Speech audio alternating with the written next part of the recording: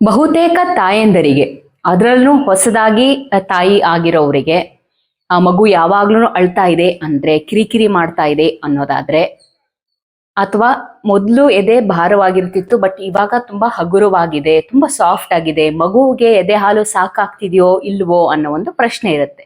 ಅದ್ರಲ್ಲೂ ಕೆಲವೊಂದು ತಾಯಂದಿರು ಕಾರಣಾಂತರಗಳಿಂದ ಫಾರ್ಮುಲಾ ಫೀಡ್ ನ ಕೊಡ್ಬೇಕಾಗಿ ಬರುತ್ತೆ ಅಥವಾ ಬಾಟಲ್ ಫೀಡಿಂಗ್ ಮಾಡ್ತಾ ಇರ್ತಾರೆ. ಇಂಥ ತಾಯಂದಿರಿಗೆ ಎಷ್ಟು ML ನ ಮಗು ತಗೊಂಡಿದೆ ಅನ್ನೋದ್ರ ಬಗ್ಗೆ ಗೊತ್ತಿರುತ್ತೆ. ಅದೇ ಎದೆ ಹಾಲು ಕೊಡಿಸ್ತಿರ್ತಕ್ಕಂತಹ ತಾಯಂದ್ರಿಗೆ ಮಗು ಎಷ್ಟು ಹಾಲು ಕುಡಿತು, ಮಗುವಿಗೆ ಈ ಹಾಲು ಸಾಕಾಗ್ತಿದ್ಯಾ ಇಲ್ವಾ ಅನ್ನೋ ಒಂದು ಪ್ರಶ್ನೆ ಬರೋದು ಸಹಜ. ಸೊ ಈ ವಿಡಿಯೋದಲ್ಲಿ ಮಗುವಿಗೆ ಹಾಲು ಸಾಕಾಗ್ತಿದೆ ಅಂತಂದ್ರೆ ಯಾವ ರೀತಿಯಂತ ಸೈನ್ಸ್ ಅಂಡ್ ಸಿಂಪ್ಟಮ್ಸ್ ನ ಮಗು ತೋರಿಸುತ್ತೆ, ಅದು ಮಗುವಿನ ಬಿಹೇವಿಯರ್ ಹೇಗಿರುತ್ತೆ, ಅಥವಾ ಮಗು ಹಸಿವಾದಾಗ ಏನ್ ಮಾಡುತ್ತೆ, ಮತ್ತೆ ಯಾವಾಗ ನಿಮ್ಮ ಡಾಕ್ಟರ್ ಹತ್ರ ನೀವು ಹೋಗ್ಬೇಕು ಅನ್ನೋದನ್ನ ನೋಡೋಣ. ಓಕೆ, ಫಸ್ಟ್ ಅಂಡ್ ಫಾರ್ಮೋಸ್ಟ್ ಮಗುವಿಗೆ ಹಾಲು ಚೆನ್ನಾಗಿ ಹೋಗ್ತಿದೆ ಅಂತಂದ್ರೆ ಅದು ಪ್ರತಿದಿನ ಒಂದು 6ರಿಂದ 8 ಬಾರಿ ಯೂರಿನ್ ನ ಪಾಸ್ ಮಾಡುತ್ತೆ. ಓಕೆ, ಈ ಯೂರಿನ್ ಏನಿದೆ ಅದು ತಿಳಿ ಬಣ್ಣದಾಗಿ ನೀರು ತರ ಇರುತ್ತೆ, ಯಾವುದೇ ರೀತಿಯಂತ ಗಾಢ ಬಣ್ಣವಾಗ್ಲಿ ಅಥವಾ ಇದರಲ್ಲಿ ಸ್ಮೆಲ್ ಇರೋದಿಲ್ಲ. ಓಕೆನಾ? So 6 to 8 times urine pass ಮಾಡ್ತಿದೆ ಅನ್ನೋದಾದ್ರೆ ಇವನ್ ಇನ್ ಕೇಸ್ ನಿಮ್ಮ ಮಗು ಅಳ್ತಾ ಇದ್ರು ಸಹ, ಕಿರಿಕಿರಿ ಮಾಡ್ತಾ ಇದ್ರು ಸಹ ಅದು ಬೇರೆ ಕಾರಣಗಳಿಂದ ಇರುತ್ತೆ ಹೊರತು ಹಾಲು ಸಾಕಾಗ್ತಿಲ್ಲ ಅನ್ನೋ ಕಾರಣ ಇರೋದಿಲ್ಲ. ಓಕೆನಾ? ಇನ್ನು ಎರಡನೇದಾಗಿ, ಈಗ ಹಾಲು ಒಂದು ಪೌಷ್ಟಿಕಾಂಶತೆ ಇರ್ತಕ್ಕಂಥ ಒಂದು ಸೋರ್ಸ್ ಅಲ್ವಾ. ಸೊ ಈಗ ಇದು ಚೆನ್ನಾಗಿ ಕುಡಿತಾ ಇದ್ರೆ ಮಗುವಿನ ತೂಕ ಸಹ ಚೆನ್ನಾಗಿ ಇಂಪ್ರೂವ್ ಆಗಬೇಕು.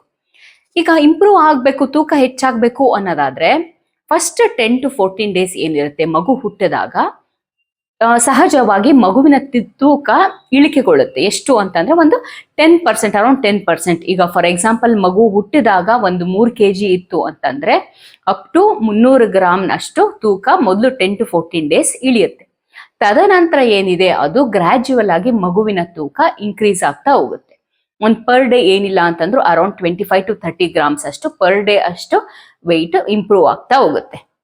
ಓಕೆ, ಸೊ ನಿಮ್ಮ ಪೀಡಿಯಾಟ್ರಿಷಿಯನ್ ಅಥವಾ ನಿಮ್ಮ ಡಾಕ್ಟರ್ ಹತ್ರ ನೀವು ಚೆಕಪ್ಗೆ ಹೋದಾಗ, ವ್ಯಾಕ್ಸಿನೇಷನ್ಗೆ ಹೋದಾಗ ಮಗುವಿನ ತೂಕ ಚೆಕ್ ಮಾಡ್ತಾರೆ. ಮಗುವಿನ ತೂಕ ಚೆನ್ನಾಗಿ ಇಂಪ್ರೂವ್ ಆಗ್ತಿದೆ ಅಂತಂದ್ರೆ ಅಗೇನ್ ನಿಮ್ಮ ಮಗುವಿಗೆ ಹಾಲು ಸಾಕಾಗ್ತಿದೆ ಅಂತ ಅರ್ಥ.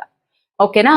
ಇನ್ನು ಮೂರನೇದಾಗಿ ನೋಡ್ಬೇಕು ಅಂತ ಅಂದ್ರೆ ಮಗು ಹಾಲು ಕುಡಿದ ನಂತರ ಒಂದು 1 to 2 ಅವರ್ಸ್ ಆರಾಮಾಗಿ ನಿದ್ದೆ ಮಾಡ್ತಕ್ಕಂಥದ್ದು. ಮತ್ತೆ ಮಗುವಿನ ಎದೆಗೆ ಇಟ್ಕೊಂಡಾಗ ಅದಕ್ಕೆ ಹೊಟ್ಟೆ ತುಂಬಿದೆ ಅಂತಂದ್ರೆ ಮಗು ಈಸಿಯಾಗಿ ಡಿಸ್ಟ್ರಾಕ್ಟ್ ಆಗುತ್ತೆ. ಫಾರ್ ಎಕ್ಸಾಂಪಲ್ ಯಾವ್ದಾದ್ರು ಒಂದು ನಾಯ್ಸ್ ಆಗಿರ್ಬಹುದು, ಯಾವ್ದಾದ್ರು ಸೌಂಡಿಗೆ, ಅಥವಾ ನೀವು ಯಾವ್ದಾದ್ರು ಆಟಿಕೆಗಳನ್ನ ತೋರಿಸಿದ್ರೆ ಮಗು ಈಸಿಯಾಗಿ ಡಿಸ್ಟ್ರಾಕ್ಟ್ ಆಗ್ತಕ್ಕಂಥದ್ದು. ಎದೆಯಿಂದ ತಲೆನ ಆ ಸೈಡ್ ಈ ಸೈಡ್ ನೋಡ್ತಕ್ಕಂಥದ್ದು, ಆಚೆ ಈಚೆ ನೋಡ್ತಕ್ಕಂಥದ್ದು, ಇದು ಕೂಡ ಒಂದು ಮಗುವಿಗೆ ಹೊಟ್ಟೆ ತುಂಬಿದೆ ಅನ್ನೋ ಒಂದು ಸೈನ್ ಆಗಿರುತ್ತೆ. ಓಕೆನಾ? ಅಂಡ್ ಇನ್ನೊಂದೇನು ಅಂತಂದ್ರೆ, ಈಗ ಯಾರೇ ನಾವೇನೆ ಇನ್ ಕೇಸ್ ರೆಸ್ಟ್ಲೆಸ್ ಇದ್ವಿ ಅಂತಂದ್ರೆ, ಅಷ್ಟು ಡಿಸ್ಕಂಫರ್ಟ್ ಇದೆ, ಒಂದು ಆಂಗ್ಸೈಟಿ ಇದೆ, ಟೆನ್ಷನ್ ಇದೆ ಅಂತಂದ್ರೆ ನಮ್ಮ ಬಾಡಿನ ನಾವು ಬಿಗಿ ಹಿಡಿದ್ಬಿಡ್ತೀವಿ ಅಲ್ವಾ. ಹಾಗೇನೆ ಮಕ್ಕಳು ಸಹ ಅವಕ್ಕೇನಾದ್ರೂ ಹಸಿವಾಗ್ತಿದೆ ಅಂತಂದ್ರೆ ಮೈನ ಸ್ಟಿಫ್ ಆಗಿ ಇಟ್ಕೊಳ್ಳೋದು, ಅಥವಾ ಪದೇ ಪದೇ ಫಿಂಗರ್ಸ್ ಏನಿದೆ ಅದನ್ನ ಮುಷ್ಟಿ ಕಟ್ಟೋದು, ಈ ರೀತಿ ಅಂತದ್ದಿರುತ್ತೆ. ಹೊಟ್ಟೆ ತುಂಬಿದಾಗ ಅಥವಾ ನೀವು ನೋಡಿದ್ರೆ ಎದೆಗೆ ಹಾಲು ಕುಡಿಸ್ತಾ ಇರುವಾಗ ಮಗು ತಾನೇ ರಿಲ್ಯಾಕ್ಸ್ ಆಗ್ತಿದೆ, ಬಾಡಿನೆಲ್ಲ ಫ್ರೀ ಬಿಡ್ತಿದೆ, ಬೆರಳನ್ನೆಲ್ಲ ಓಪನ್ ಮಾಡ್ತಿದೆ ಅಂತ ಅಂದ್ರೆ ಅಗೇನ್ ಮಗುವಿಗೆ ಎದೆ ಹಾಲು ಸಾಕಾಗಿದೆ, ಹೊಟ್ಟೆ ತುಂಬಿದೆ ಅಂತ ಅರ್ಥ. ಅಗೇನ್ ಇನ್ನೊಂದು ನಿಟ್ಟಿನಲ್ಲಿ ನೋಡೋದಾದ್ರೆ ಮಗು ಹಸಿವಾಗಿದೆ ಅಂತಂದ್ರೆ ಒಂದು ಅದು ಅಳುತ್ತೆ, ಎರಡನೇದಾಗಿ ಪದೇ ಪದೇ ಬಾಯಿನ ಓಪನ್ ಮಾಡ್ತಕ್ಕಂಥದ್ದು, ಅಥವಾ ಡ್ರೈನೆಸ್ ಇರ್ತಕ್ಕಂಥದ್ದು, ನಾಲಿಗೆಯಲ್ಲಿ ಡ್ರೈನೆಸ್ ಇರ್ತಕ್ಕಂಥದ್ದು, ಅಥವಾ ಕೈನ ಬಾಯಿ ಹತ್ರ ತಗೊಳ್ಳೋದು, ಬೆರಳನ್ನ ಚಿಕ್ತಕ್ಕಂಥದ್ದು, ಇದನ್ನು ಸಹ, ಅಥವಾ ರೆಸ್ಟ್ಲೆಸ್ನೆಸ್ ಇರ್ತಕ್ಕಂಥದ್ದು ಮಗುವಿಗೆ ಹಸಿವಾಗಿದೆ ಅಂತ ಅರ್ಥ. ಓಕೆನಾ? ಇದು ಅಲ್ಲದೆ ಕೆಲವು ತಾಯಂದ್ರೆ ಏನ್ ಅನ್ಕೋತಾರೆ ಅಂತಂದ್ರೆ, ಓಕೆ ಸ್ಟಾರ್ಟಿಂಗ್ ನಮ್ಗೆ ಎದೆ ಭಾರವಾಗಿರ್ತಿತ್ತು, ಇತ್ತೀಚಿನ ದಿನಗಳಲ್ಲಿ ಎದೆ ಭಾರ ಅಷ್ಟು ಇಲ್ಲ, ಯಾವಾಗ್ಲೂ ಸಾಫ್ಟ್ ಆಗಿರದೆ ಮಗುವಿಗೆ ಅಗೈನ್ ಬ್ರೆಸ್ಟ್ ಮಿಲ್ಕ್ ಸಾಕಾಗ್ತಿದ್ಯಾ ಅನ್ನೋದಿರುತ್ತೆ. ನೋಡಿ, ಕ್ರಮೇಣವಾಗಿ ನಿಮ್ಗೆ ಒನ್ಸ್ ಬ್ರೆಸ್ಟ್ ಫೀಡಿಂಗ್ ಎಸ್ಟಾಬ್ಲಿಷ್ ಆದ್ಮೇಲೆ ಬ್ರೆಸ್ಟ್ ಸಾಫ್ಟ್ ಆಗ್ತಾ ಬರುತ್ತೆ. ಓಕೆನಾ? ಅಗೇನ್ ನೀವು ಈಗ ಹಾಲು ಕುಡಿಸೋದಕ್ಕೂ ಮುಂಚೆ ಎದೆ ಭಾರವಾಗಿದ್ದು ಹಾಲು ಕುಡಿಸಾದ್ಮೇಲೆ ಅಗೇನ್ ಸಾಫ್ಟ್ ಆಗ್ತಿದೆ ಅಂತ ಅಂದ್ರೆ ಮಗುವಿಗೆ ಎದೆ ಹಾಲು ಚೆನ್ನಾಗಿ ಹೋಗಿದೆ, ಮಗುವಿಗೆ ಎದೆ ಹಾಲು ಸಾಕಾಗಿದೆ ಅಂತ. ಓಕೆನಾ?